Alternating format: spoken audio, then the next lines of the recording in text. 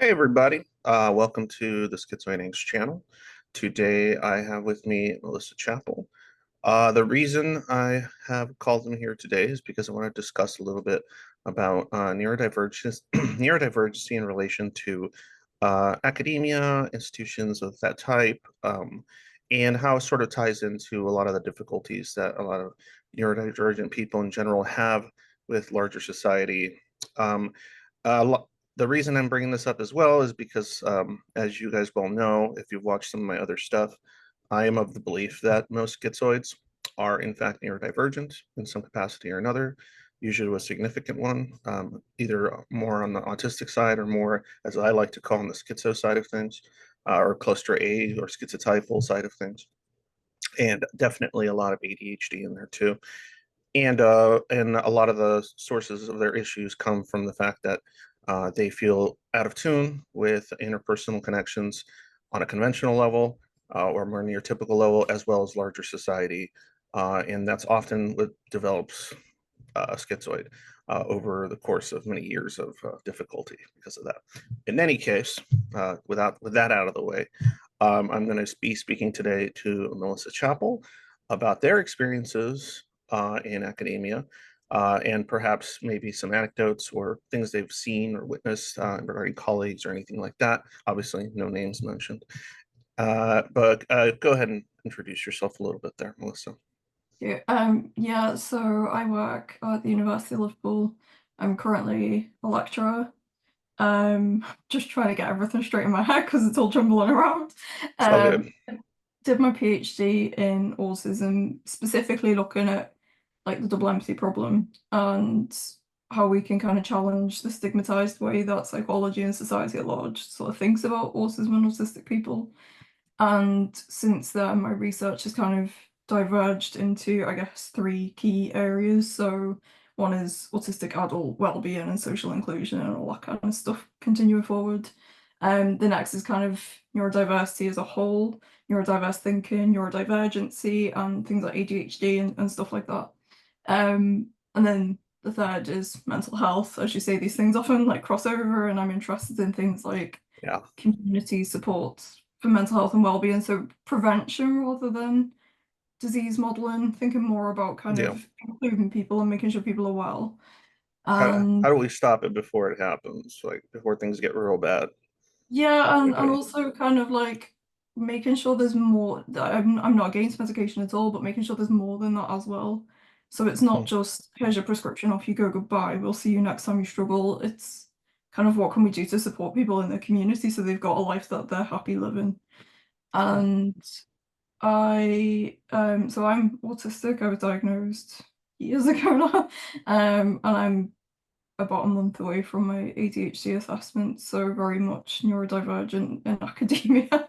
Um, and yeah, I've been at the same university for like 11 years with some part-time work in a different university, so I'm also guessing a pretty efficient masker over the years.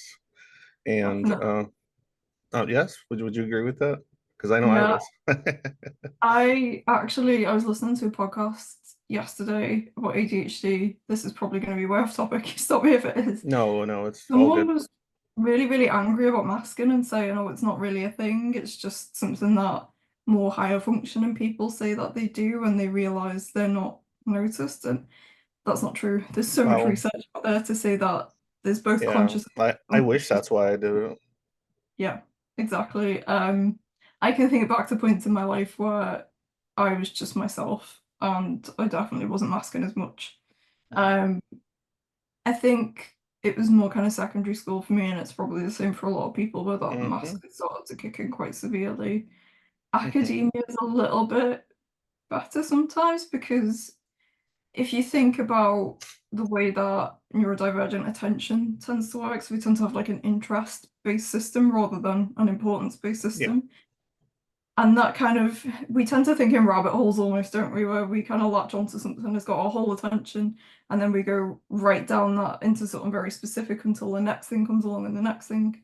Academia very much works that way. You're you're in one topic, and then you narrow it down, and then you go to the next topic and you narrow it down. And that kind of thinking is very much encouraged there, so there's much less masking with that sort of stuff, I would say. Yeah, I would say depending on the field you get into, social awkwardness or anxiety is probably more acceptable. Introversion and things like that, depending on the field. Like, so you're probably going to find a lot more people like that in certain types of STEM fields and things like that. It's going to be more Yeah. of acceptable behavior that, you're not like super wanting to go out and party and do stuff, that you're more into like, I want to stay home and read my books and look at the things that I'm interested in. Um, anyway, sorry, interrupt there. No, no, that's fine. I think it's similar to psychology. I suppose I struggled more as a student where I would be the one like, oh, I want to go to the library. I don't want to go out and socialize. And they'd be like, Mhm. what's she doing? Why is she abandoning us? She's so weird kind of thing. And yeah, I think the more you go into that, Mhm. the more you look around and you realize at least the majority of everyone doing psychology is there because they've got an interest in how their own brain works. Yeah, So probably something different there. There's probably something yeah. along the way that, There's a lot of fields where it's probably going to attract more neurodivergent people yeah. over time, because of sort of interests associated with that. And then I was just thinking about how kind of funny it is, the idea that like somebody in like say a graduate program or beyond, they'll see that you're spending so much time in the library or reading on your subject, and it's like, wow, what a great work ethic she has. It's like, no, she's just autistic. What? Like, she's just doing her thing. Like, it's not work ethic. It's not like I'm so dedicated to, succeeding in my field. It's like, no, I'm just really interested in this, and I really want to do something about it. I, I'm I sorry. remember my reference for my PhD from another academic was something like, I've never seen so much dedication and strong work Yeah, ethic yeah, yeah. amongst her age, and it was like, yeah, that's the autism. That's Autism, not work like ethic. in like, and sometimes the ADHD as well. Like, especially Hmm. when you get all like hyper focused on something, and you combine that, and poof, things get a little wild, um, and salient in our minds. But okay, good. So with that background, there, I want to also mention, for those that don't know, I am not anywhere near as educated as Melissa, but I did go to school and got my master's in history. I was very much of the thought that like, hey, I'm gonna, find all the things I need to know about human past so that I can use that to like find solutions to present problems and like all this silly idealistic nonsense, in my opinion, at this point. And luckily, in your case, you actually went forward. I did not. And the reason I did not is relevant to this conversation.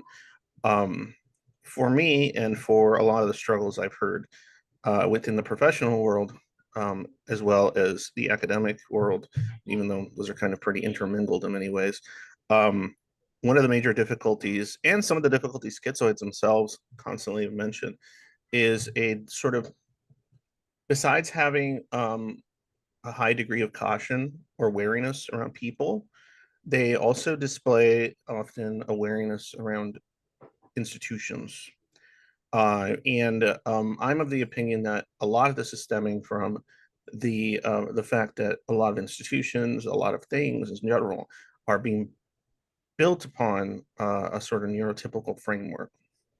Um, and I believe also that academia is one of those places, because as I went to graduate school, I had this expectation of what the ivory tower or whatever was supposed to look like.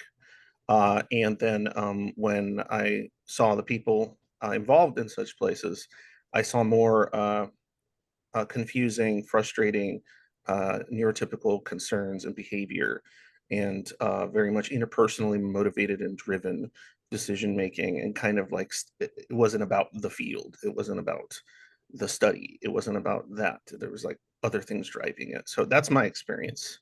um, I want to know a little bit more about your experience, how you managed to continue forward and not become totally dejected and disappointed as I was, and maybe the experiences, besides your experiences, any that you could share in relation to peers, or even other professors that you've noticed because I've met a few neurodivergent professors along the way. They tend to not be tenured, and they also tend to not be they tend to be associate professors for similar reasons. But go ahead. Sorry. Okay, there's two things I can kind of pull on from that. One of them's quite long-winded, so bear with me, Oh yeah, but no, it's it's all kind fine. of why it worked, I guess. So first, just to say, I think the American system's a lot harder. The tenure system, we always hear about how horrific that is. It's Mhm. not great in the UK, but it's nowhere near as stressful. So like, for example, I've got my lecturing post, I'm on probation for another 2 years, but once you pass probation, that's like your tenure equivalent. It's not as hard to get onto that in the UK. Um, Mhm. but so when I started my very first degree, what happened was they pulled me in for a meeting and said, like, you're a disabled student, we need to get some things in place because they know that neurodivergent or disabled people in general are much more likely to drop out of university or not achieve what they can achieve and that sort of stuff. And unlike other disability support systems in the UK, it was like an inclusion-based one. It was how much can we humanly make available to you rather than how little can we make available to you. So they actually gave me an abundance of support that I didn't even access because it was like mostly a reimbursement system where you would go and you would get that support for yourself and then they would pay you back. So if there was something on that list you didn't need, you just didn't buy it and claim it. The only thing that wasn't reimbursement based was that I would have like one-to-one support whenever I needed it, and they would cover that. And that really got me through my first degree. The problem was, so the one-to-one support was, in hindsight, probably more because I was showing signs of ADHD, and they did notice that in the assessment. They said you can't focus at all. Um, so it was someone who like once a week someone would sit down and make like a timetable with me for personal life, for academia, and then any day that I wanted I could access. I don't know if they were called tutors, and it was just to keep you on track, what are you up to, what coursework do you need to get prepped, that sort of stuff. The problem was, as an autistic person, and this was from an autism charity, they kept changing the people. So I'd Oh get used to someone socially yeah, adapted, and then it's somebody else. And I kind of started going longer and longer periods without that support. And it was only when I'd struggle, like a piece of coursework just wouldn't do very well, or I'd be a bit late with stuff that I'd then admit like I need to go back and get that support. My master's was the worst year of my life. Um, so probably not too dissimilar to some of the stuff you struggled with maybe, but one of the huge barriers was, so I won government funding for both my master's and my PhD. And when I went to just reapply for my support, they said, oh no, you can't do that. You're on a different funding pathway now. We can't actually supply that anymore. You need to go find out who to speak to, and they legally have to carry that support on. So I became immobilized because that's an admin task, and I couldn't figure out where to even begin. So yeah, I had no support whatsoever. I think in terms of systemic, and this is where the second thing comes in, I'll just pull it in here for ease. okay, yeah. In terms of systemic issues, it was most prevalent in my master's degree. And I suppose it's not just neurodivergency, but it was also like I come from quite a poor background. Like I grew up in social housing, council housing, Mm, and academia, especially after that first degree, once you're in postgraduate, it's much more about you're expected to have financial support. You're expected to be from a family who can help sustain you through that. mhm. And you start to feel like the odd one out, and there's systems and things that are that you can tell are not designed by people like you for people like you. But one of the biggest issues with disability was I sat down on my very first day, people I don't know in my class, and the head of the degree made like a really crude, offensive joke about autism at the expense of autistic people, by the way, like, oh, well, I'm better, you know. And That's I just, odd. Like, yeah, I felt horrible. And could we? having, Is there any way we could say what the joke was? it was kind of like a lot of people in this place are autistic come to me. That's not word for word, but that was sort of Oh, gist of it, yeah. yeah. Me being impulsive, the second I got to speak was like, this is my area. I'm autistic. Actually, there's a lot of misunderstandings about autism, and I just Good. watched that person kind of shrink back a little bit, but then double down and come back with worse and just keep going. And I sat there like, oh my God. I later found out I think there was 3 or 4 of us in that room who were autistic, but nobody else either knew at the time or felt able to say anything. So Hmm. we were actually probably the majority in that group. I think we were. I think there was less neurotypical people in the room than there were neurodivergent, and we were the butt of the joke kind of thing. Yeah. And I think if I'd not gone into that degree with an amazing supervision network in place because it was part of a PhD, that would have made me want to turn around and run. And be Also, like, finding people that you could connect to and relate to or have similar experiences over time.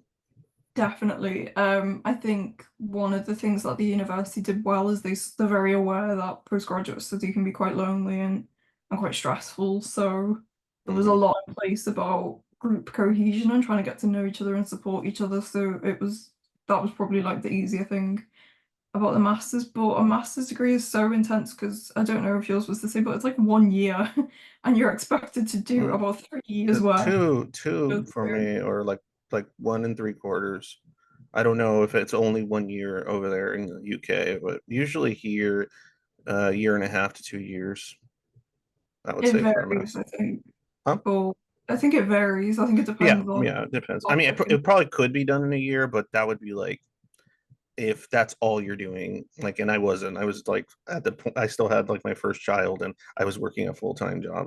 If that's all I was doing, I probably could have done it, but Um, yeah, it sounds like hell in its own way, to say the least. Um, so I guess the next step is talking a little bit more about your PhD experience and yeah. how it differed greatly from that, at least as you progress forward, since the master's wasn't so much fun. No, so master's was mostly a taught degree, so there was still a lot of structure, but I guess the project, which was about half of that year, was quite independent. So PhD was different in that it was completely independent work. You know, you're really self-driven. You've got to kind of have your own timetables and plans and that sort of thing. And that was difficult because it's still part, for me, it's still part of that same funding package. So there's still no support in place. I still Yeah. don't know who to ask or where to go. I started to panic from the very first week. I'm not going to get done in time. I don't know where to begin. I don't know like what to do.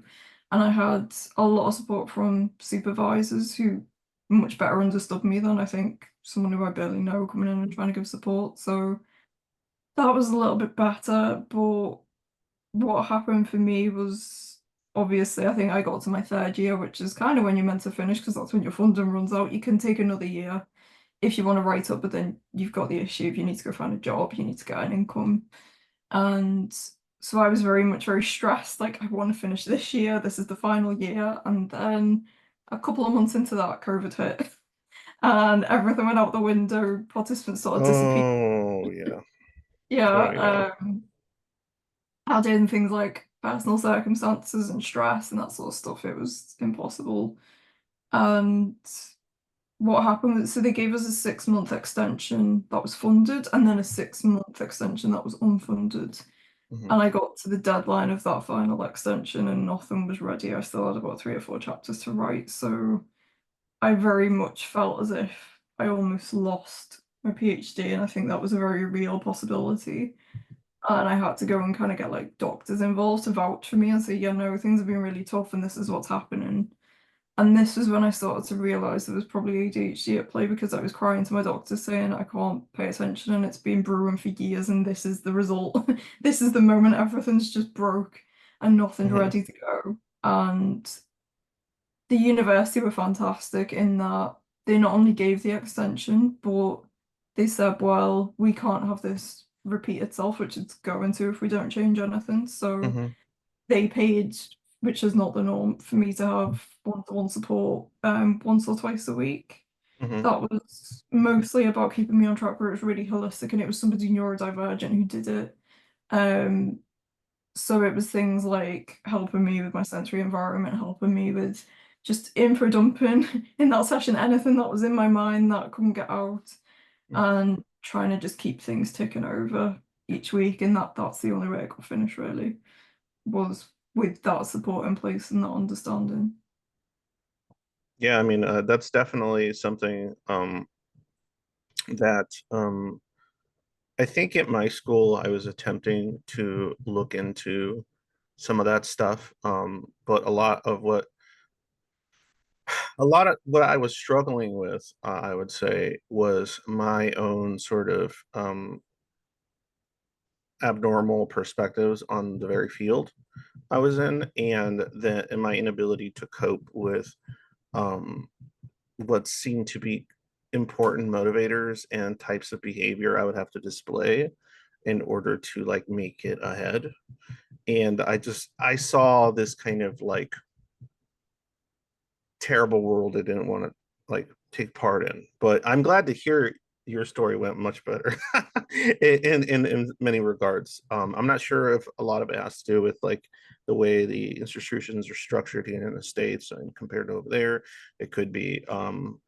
But it's interesting that I I wonder how much, because of the tenure system and the way it's set up, I wonder how much sort of personal politics are more or less involved in the university space or the academic space in where you're from compared to the United States. Because I feel like in the United States, there's still like a strong interpersonal sort of finagling and networking and everything that has to be done just to like not have to just to not end up being a professor that's like working at three different universities trying to scrap together enough hours and a salary to continue moving forward, and then still uh somehow on the side working on your publications so that like you may one day get the interest of the right person. See what I mean? There's always this like this interest of getting the attention of the right person uh, by doing the right things in the right. It's not really so much the merit. The merit for the work itself in the very field is kind of secondary in my experience and the experience of a lot of professors that I've talked to over the years and conversed with about this matter, because I have brought it up because I wanted to see the inner workings. And this is something that's often brought up by them, is that like they'll have colleagues that uh, are just better at networking and being social and brown nosing, if you will, that they end up in stations or positions that they might not necessarily have gotten if it were just through merit and prowess in their field alone. I don't know if you've experienced that or if that's something that's just generally more avoided. No, that sounds a lot like our postdoctoral system. So, I mean, I think in an ideal world in any country, when you've studied as long and as hard as you have for a PhD, you should then be given a job. It shouldn't be like, oh, that's it, go, you're off to network and that sort of thing. It's kind of ridiculous. But and other doctoral degrees actually, some of them do have route right into employment afterwards. It depends what you're doing, but with a PhD, in the UK, it's very much you then have to go and find postdoctoral work. And that system is kind of bad. So I was told when I was doing my PhD before the world of COVID that it's sort of an unwritten rule that at some point you will have to move location. So you will have to reroute yourself and go work at another institution to show that you've got that flexibility and you've worked with other teams. And I started to read horror stories of people who literally for each postdoctoral post, and they can be really short, they can be a few months. They were having to move constantly for each new one. And as an autistic person, I was like, I can't do that. I don't even think I Yeah, can move once. Unless it's going to be this is my forever place where I stay. yeah. That's not going to You happen. don't even want to switch bedrooms with somebody in the same household, Exactly. much Yeah. less move to a different part of the country every couple of months. That sounds horrific. I would hate that myself for different reasons. Go ahead, sorry. No, it's okay. So I think that was one. I mean, it feels horrible to say positive, but something that came out of the pandemic that was less bad was there were a lot of I posts know. online. I So joke all the time about how like the best thing that ever happened to me was COVID. But it's a little dark humor, but yeah, it's sadly kind of true for a lot of neurodivergent people, I think. yeah, I think there was some positives, like we can't completely ignore that, unfortunately, Oh, I but have to stay 6 feet away from people. How yeah, terrible! Oh it's not no. that we don't do that anymore. I can tell people, please don't get too close to me because COVID. That's the reason, right? That was the reason we were telling them, please don't stand so close to me. Anyway. Um, so yeah, what changed is that there were a lot of jobs from home. So I was offered one literally the opposite side of the country that I didn't take because I needed some time to write on my PhD, and that's another thing. So often you start your postdoc jobs whilst you've still got PhD to finish, or papers to write, as you said, from other projects you've brought with you. So for me, working full time wasn't even an option. And then you're taking like, so I was on like less than my PhD pay Mhm. um, for years because I had to keep taking part time positions. And even when you're ready to take full time, there's just not many of them. It's usually part Yeah. time, fixed term, and it's the most stressful period of your life because it's where's the next job going to come from. And I just got really, really lucky that I found a part-time job at another university further down south from us. And they had quite a flexible funding system. So while I was looking for the next position, they were able to keep extending a little bit while I looked and found the next one. But a lot of it is the network you've got around you. So I was extremely lucky that my supervisors were great people who, if they heard of a project that they thought I was well suited to, they would recommend me or they would try and get me on that project. And I got a few contracts that way. So I got like off my own back by just applying as a completely new person. But a lot of it is networking and how much How people much know do you that enjoy that? How much do you enjoy networking? I hate it. I am Well, what's so so glad bad that about it? Aren't people wonderful to talk to on a consistent basis? I love it if it's another neurodivergent person, I can just talk at them and they can talk back at me. But Yeah, when yeah. Because you could you know, talk about, masculine well, and what's the major difference, you would say? Like, what's the major difference interpersonally between working with neurodivergent peers compared to neurotypical peers? What sort of what makes it easier is what I'm I wondering. think you feel it, you feel a sense of you can be comfortable with this person, you don't have to hide too much, and your brain's working the same way. So I'm not gonna have to spend like half an hour explaining what the hell I've just said. Yeah, Um, but there are a lot of quote unquote neurotypical people because obviously I don't believe in neurotypicality. I think it's a bit of a myth. Everybody's brain is different in some kind of a way. yeah, yeah. People who It's don't have I think it's a neurodivergent, term we use just to sort of differentiate major yeah, differences. it's Because I easy. mean, what else? Like, I mean, there is a significant difference between someone that's autistic and not. But I mean, what do you call the person that's not just not autistic? I guess. But anyway, But yeah, so colleagues who don't have like autism or ADHD or any of that kind of stuff can be incredible, and I can love spending time with them and talking to them. But that really depends on them having a lot of empathy and understanding. I There's like not to a call it lot of people like metacognitive that. capacity. Yeah. Yeah. Sorry. So no, that's what it's about how good you each are at building mutuality together, and I think that just comes a little bit easier with neurodivergent people. It's not an exact science, so if I speak to two neurodivergent people, it's not the exact same experience. Yeah. Some I will connect to fully, and I will just kind of feel that instinctually, and then others, it might feel a bit easier than a typical conversation, but we've not necessarily got loads in common. Yeah, yeah. Uh, Let's just clarify. Neurodivergent people can really dislike other neurodivergent people. So yes, they're. It's not like, oh, we're both autistic, we're automatically friends. It's like, no, there's. I'm sure you've met many other people that are autistic that you're like, fuck that guy. I don't, or fuck her. I don't like her. But that No, I was just thinking, like, in terms of academia, I don't know if this is way off topic, but it's also the case when you're a woman who's neurodivergent, you can be harassed by other neurodivergent people too. And that was something that was horrendous to discover because you think, oh, this is a nice, safe network where I tell, belong. tell me, tell us about it if you can. Yeah, I mean, I'll say what I can. So it was nobody from my university, thankfully, because that would feel so intrusive. But it was when I was a postgrad student, so like I would go to conferences and things, and I would naturally just connect to neurodivergent people and get on with them most of the time. And there were situations where, I mean, it wasn't to do with their neurodivergence, it was to do with them being a man and taking advantage of that situation and becoming uncomfortable, things turning into harassment in the way that most women have experienced, especially in, institutions where there's a power dynamic. And these people were actually at my level. The power dynamic was more, they were male and I was female. But it was really hard for me to realize that can happen within Even neurodivergent people as well, because yeah, that yeah, feels like that should be your safe space. That should be where you yeah, don't have to worry about any of that kind of thing. So yeah, there's definitely cases where neurodivergent people can be awful to one another. yes, It's not like we all no, just get on and it's magic. yeah, we're all just a bunch of like high IQ geniuses that like thinks are all civil and rational. No, we can be real pieces of shit as well.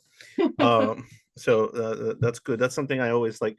I've always noticed isn't really brought up very much in a lot of those kind of communities where this stuff is discussed. It's like it's always like happiness and rainbows and stuff. And I'm like, no, I've met some really god awful people that have similar issues as me.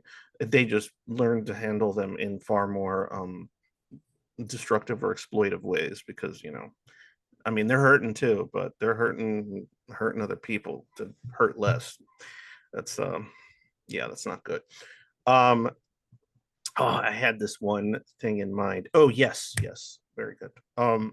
So this is more of like a personal experience, like how you approach your field and how it sort of conflicts. I've had issues in the past when I was doing a lot of the academic stuff, where even in a classroom setting, I would have like my brain would go, "This is important. That's important. This is worth bringing up. This is worth bringing up. This is worth and when I would do so in that sort of open discussion after the lecture type setting, um, I would come into a lot of conflict with the types of questions I was asking, how I was asking them, what I was, how I was sort of like oftentimes playing devil's advocate, what I was being accused of for playing devil's advocate, or things of that nature, or sometimes just the thought that I was focusing too much on something that was thought to be not as important or not worth spending so much time on, but to me it felt like very important to bring up. Have you ever had any situations like that happen to you? The Where there only wasn't one any intentional malevolence on the part of the people. It's just like this kind of barrier of communication. I think at university there was one example, and I'm struggling to remember the details, but we were learning R, which is like a coding language for statistics. And I asked a really kind of intense question about, well, how would you do this? And it was something very, very complex that we didn't even need to learn. So I think maybe people were thinking, why is she making it harder for herself or for us? But no, Oh, that student where it's like, oh, teacher, you forgot to assign homework today. Yeah, yeah. yeah. But no one dealt with it in like a really awful way. I think people just found it funny, and the lecturer was great in that he was like, "Well, I don't know, but I'll find out," and he did. He went and found out for me, and that Wow, just satisfied that awesome. question in my head then. Yeah. Always been a really inclusive place for stuff like that, but I definitely had it at college though, where I remember it was something as simple. I used to do art. That was one of my college topics, and I said like, what happens when we run out of room in our sketchbooks because I've nearly filled it up, and another student got really angry and was like, "Oh, well, good for you because you're just making out you're better than the rest of us when we've not got that far." And I was like, "No, I really just need to know. It's really not like I'm thinking of you Yeah. a certain way or." Yeah. Yeah, for So it does sure. happen, but I think just luckily it didn't at university.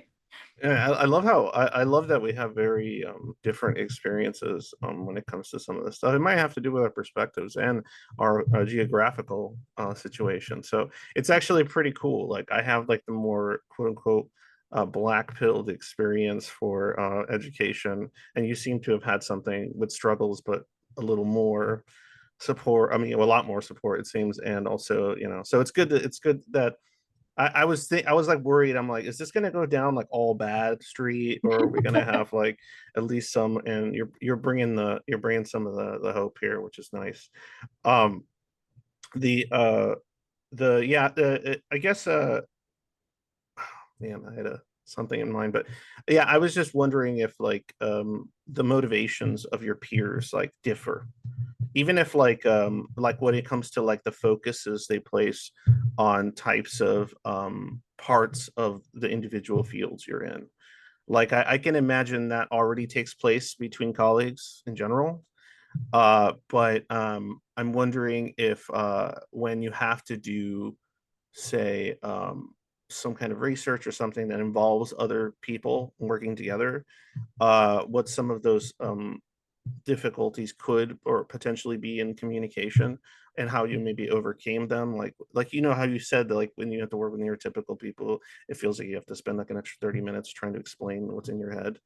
um could what do you have any techniques or any advice for any neurodivergent people out there trying to get their masters or their PhD and all that sort of stuff, on how to navigate that? So there's a couple of things in mind here from everything we've just discussed. The first, which I'll start with because it relates to a little bit Ramble, before, ramble. about, is the fact that a lot of why my experience has been good for the most part is because the academic system is not always inclusive. It's not always great. And I think in the UK, or especially in my university, everyone tries to band together. Like, we know that these problems exist, so things like overworking culture, things like, pressures to win grants or to publish. We all try and look out for one another, and like certainly so with my students, if I can clear a pathway a little bit, if I can make the experience more accessible, I want to do that. I don't want to be part of the problem. Mhm. And I've been really lucky to have always found people eventually who they have the exact same way of thinking. It's how can I help you get where you want to be, and not how can I make it more impossible for you because it was hard for me, so why should you have an easy time? Yeah, And to classic. people in their way. um it's about finding people who are good at building mutuality regardless of whether they're neurodivergent or not, Mhm. or they caring and empathetic people. um I've forgotten what my other thought was, which is not great. Remind me what the question was, sorry. No, it was just more about like, and that brought you bringing up students brought up another one. How advice on how to sort of translate this, like, your type of thinking with types of thinking that differ greatly in the work that you do, whether it's peer to peer, or we're talking like even students, right? Like, if like, obviously, if you were to approach teaching in just your specific style and way, and just sort of disregarded the needs of people that don't think like you and don't experience a lot of things like you, that would be a problem. So I'm wondering, like, how you manage that, how you manage translating some of this stuff. Okay, so I mean, with peers, it's a bit different. I suspect it's just because it's psychology and that a lot of our motivations are similar.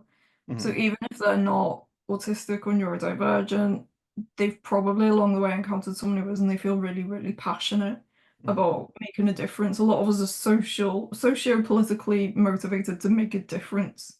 So we're often starting from a very similar point, even if we go about that different ways. And I think we naturally start to play to each other's strengths. Some of the non-neurodivergent people are a bit more forthcoming in that, like, well, I'm going to go and I'm going to tackle this head on, where a neurodivergent person might be like, I don't want to deal with that. So you kind of just help each other about, right, what am I good at and what are you good at and how can we make this work? Um, with students, so last year I had a module, and I think just because I was new rather than being neurodivergent, I taught it in the way that I was told to teach it, which was assumingly written and designed by non-neurodivergent people. So it was quite dry and it was quite bland, and it was just do this, stick to that. And I don't think the students enjoyed it very much. Some of the feedback, it was very mixed. Some were like, "Yeah, that's great," and others were like, "I just didn't enjoy it." And this year, I've gone into the exact same content and thought, "Well, I'm just going to do it my way with my perspective," and that's gone better so far because, as much as I can't assume like, oh yeah, they're all neurodivergent, and I wouldn't do that, but I think because I'm making the content work in my head first, I'm making sense of it to share it. That then makes other people feel like they can sort of take their time, um, I guess, or it makes more sense when it's coming from me because I've took that time to balance it a bit better, I think. Um, so yes, apologies. Could you repeat that last portion, because I lost track of everything in that last sentence, unless you forgot it yourself, in No, which no, case. it's probably better because I think I started to confuse myself as the words were coming out of my mouth. Yeah. Basically, when I first taught it, it didn't fully. I was trying to teach it the way it was given to me. So Mm, someone without my perspective had designed it, given it to me. So I'd just teach it as the slides. And I was going through it thinking, I don't understand some of this stuff, and this is a little bit bland or a little bit heavy. mm, And I think that's then the message you're conveying to students. And I mean, they did well. It's not like, oh, I messed them all up sort of thing. But this year I've gone in it as I'm going to explain it the way it makes sense to me, the way that my mm, brain process this and what they need to do and so on. And they've all seemed to have understood it much quicker this time. I think because I've explained it in mm, a way that my brain's already processed and made sense of that.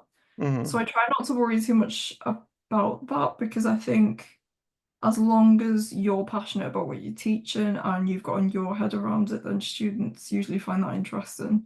They care about something feeling engaging and someone really caring about what they're teaching rather than mm. it being done in this blanket way that's designed to just Suit smack you everyone. down neurodivergent brain. Oh, interesting. So maybe the uniqueness and the passion that you put into what you're doing, and then actually maybe seeing your instructor seem sincere and enjoying themselves with the subject is something that kind of motivates even a student that might have trouble keeping up with some of the way you approach it sometimes more motivated to try to understand, to try to Yeah, I think work and put that kind of cognitive effort into like figuring it out and going with it and so on. Okay, that's interesting.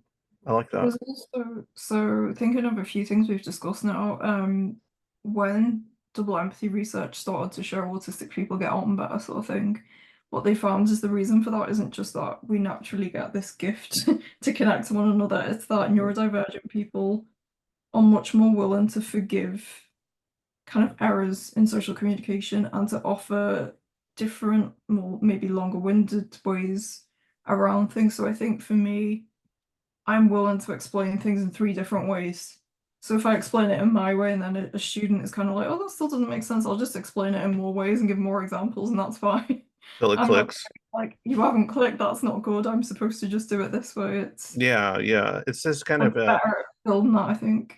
I brought it up before. It has to do with and these are just my armchair thoughts, but I like to think of things like hardship, sometimes trauma, of not being understood, not being able to communicate, having to constantly sort of translate what you're thinking into language that is acceptable or can be properly heard or understood, whether it's through the use of metaphors or so on and so forth, is how do I put this? It expands, having to do all that expands a skill set Mhm. of and patience, both patience tolerance, a skill set of metacognition, to be able to put yourself in other different shoes, to be able to accept that your perspective is not the perspective a lot easier. Yeah. Um, and the problem is that when you're not, you don't have these similar hardships and difficulties throughout your adolescence and so on and so forth. You don't quite have to develop that skill as deeply because you have a higher degree of people just understanding what you're saying and why you're motivated by it or why you're saying it the way you're saying it. So it's a skill set in my belief that a lot of neurodivergent people just kind of organically develop. Um, like had you just been surrounded by nothing but people that understood you and or you understood them and very easily, then you might have not had the patience to explain it three different ways because you're so used to people just understanding it the first time you say it. If that makes sense, I'm rambling. Yeah, that's exactly it. And so there's a part of double empathy theory that says neurodivergent people are probably better at empathizing because of that, as you say, that experience of not being understood and having to really work hard for mutuality with people. And I found a collection of studies, I can't remember the names of any of the authors, but it was about perspective taken. So what they found is that across years of research, non-neurodivergent people trust their own perspective. Imagine being able to do that. So they Yeah, will kind I of can't. praise the situation and be like, I am the best person to judge this. So if I think that went well, that went well. Whereas what they found when they studied neurodivergent people is we'll think of it from our perspective, then we'll think of it from the other person's perspective, then there might be an imaginary third perspective we kind of try and observe it from. And we're constantly doing these mental gymnastics. And there's about three different outcomes of that. So the first is that is a hell of a lot of cognitive demand for people who are overloaded a lot of the time. All of that constantly going on in your head is exhausting. Yeah, Obviously, there's the fact that it makes you better at navigating and working with people and gives you a much more accurate perspective, but the other outcome is that it can lead to like risks of things like depression or negative self-beliefs because you're constantly attacking yourself from all these yeah. different angles, no matter what you do. Or in my belief, developing schizoid personality disorder, or some kind of avoidant attachment style mixed with, neurodivergent, preoccupations and things like that. Yeah, sorry. You know, Oh it's no, just that's fine. it's just something that I always bring up because it just seems so obvious to me, right? If the schizoid problem is an identity problem, it's a sense of self, fractured, missing, voided sense of self, so on and so forth. Who is going to be far more susceptible to such a situation in various fields and in various parts of life than a neurodivergent person who basically has to struggle constantly to not feel alienated or be able to communicate in a way that is acceptable and efficient, so on and so forth. But anyway, that's just me.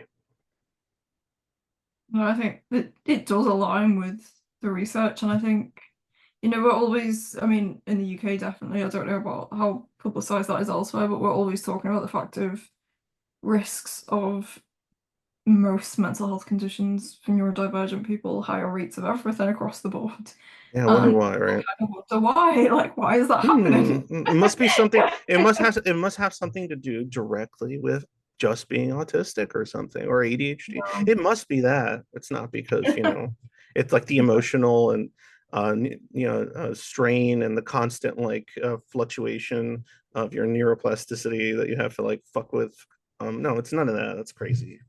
It must be a symptom of your brain just being born that way. Yeah, So, that's what's so crazy. Like one of the when it comes to ADHD, right? Like one of the common behaviors or issues with teenagers that get diagnosed and adults and whatever is this kind of high level of well, at least if we're talking, well, it depends, not schizoid, but rejection sensitivity, right? And so what's interesting about that is I'm like, how much does it have to do with ADHD and how much does it have to do with the amount of difficulties you faced have dealing with this and then the way people react to your non-intentional disruptive behavior, right? So it's like, am I the feeling of I'm a bad son, I am a bad daughter, I am a bad partner, I am not a good student, I am, and then this being kind of brought up in various ways because of assumptions. Yeah, it's gonna lead to stuff, and that's why I think it also leads to these institutional sort of cautions and of that it extends to that, right? And that's kind of also why I wanted to bring the subject up because, and I'm glad you had a much more positive experience than I did, um, because like it's not like it's not totally hopeless, so that's good. Maybe everyone should just I mean, what tips could you give? I mean, that's a problem, right? What you have in the UK might not be what you have in, I don't know, Portugal. It might not be what you have in, Finland or the United States or Canada. So it's hard to kind of universally give advice on any of this, isn't it?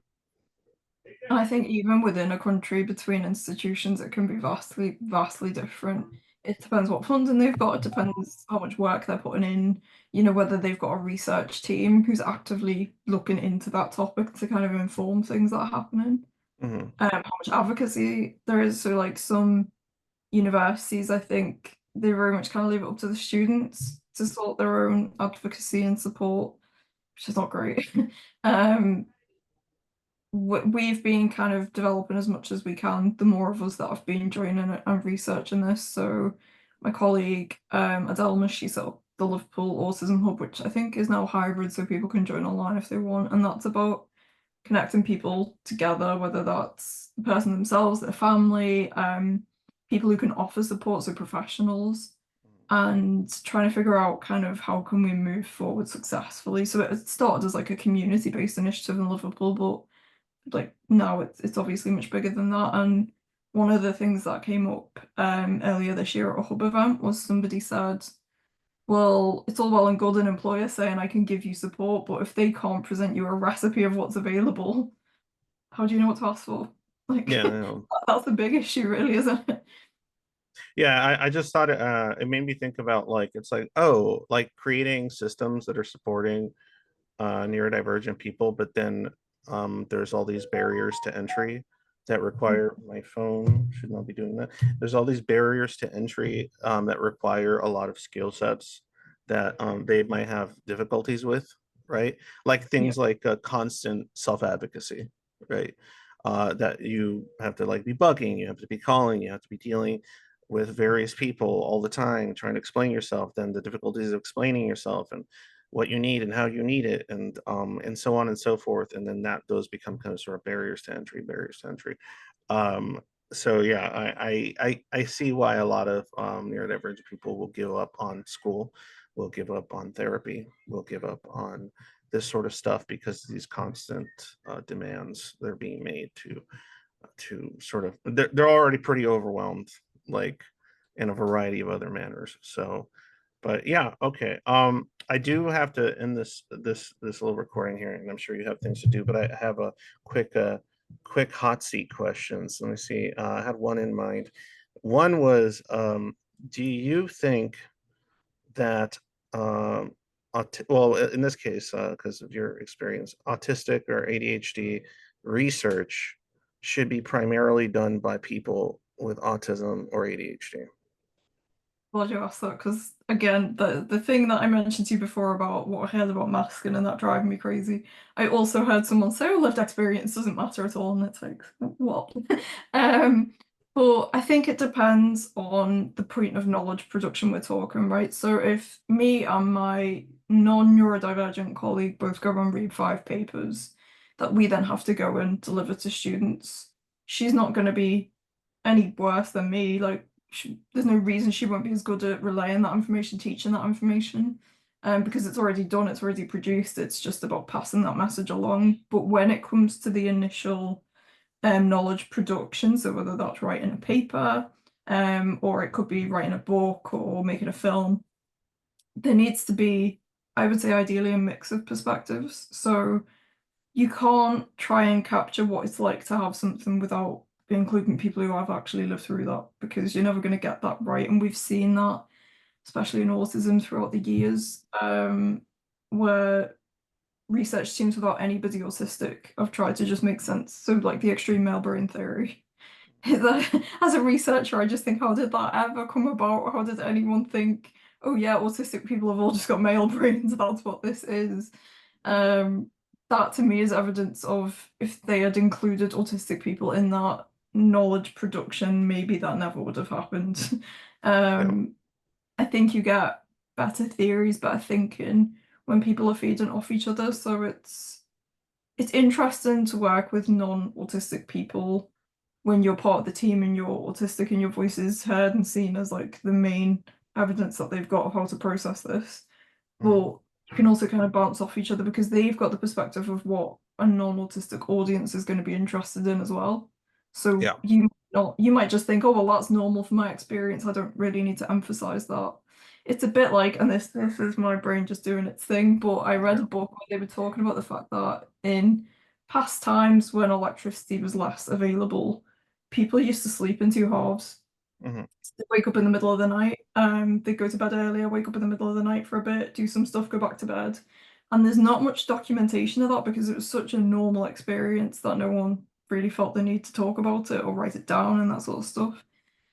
And that can happen sometimes if you've got a team of just autistic people, we might kind of just think, oh well, that's normal. We don't need to make a fuss of that. That's So obvious. That's we'll obvious. have a Yeah. mixed, Yeah. Yeah. perspective team. So what? So at 75-25? I don't think it really matters. I think as long as the autistic people or the neurodivergent people are really being listened to, because you don't want tokenism. You don't want a situation where you've just been brought on a team as a tick box and everything you say gets ignored or thrown out. Oh, Uh, okay. I No, like to yeah, try yeah. and have at least one other person with me if I'm leading on research because my experience is just my experience and it helps if I've got somebody else to kind of work with on that, and then maybe a couple of other people who aren't neurodivergent. That's just my preference. I don't think there's an exact Right. number to that. No, no, all that context-driven method of sort of basically trying to integrate as much context as possible into the methodology and everything is just, yeah, I think that's a pretty based and awesome way to approach it. Um, okay, well, I certainly hope that. Oh, actually, well, no, we'll do that next time, some other time. I'm going to end up rambling about some other subject like I usually do.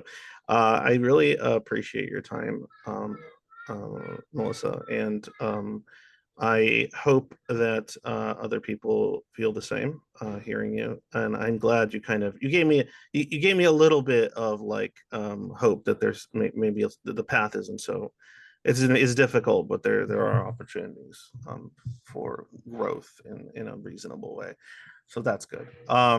If did you want to mention anything as far as like I don't know if you have any socials that you want to mention or anything like I'm that. really bad at this. I think everything's just in my name. So if you search me, you'll find me somewhere.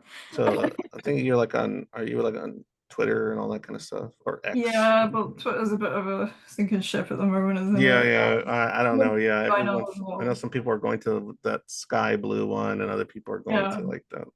There's a bunch of different stuff. Okay, and I know there are other things out there that you're somewhere online on occasion, right? Like with other people talk to or other types of.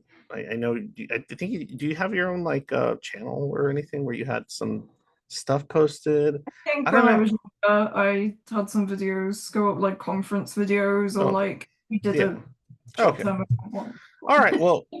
Nothing's Just organized. enough. All right. That's fine. I absolutely relate to that. Well, thanks a lot for being here. And thanks to everyone listening. If you want to watch more of this sort of stuff, please sub, like all that kind of nonsense that we have to do. And also give me ideas, leave comments, tell me, types of people you'd like for me to try to talk to. I'm currently trying to get a hold of all sorts of people, but it's really, really difficult. And I really appreciate you being able to do this because I know you have a very busy life. Some people wouldn't take the time, so that's great. All right, guys, have yourselves whatever kind of day you're going to have.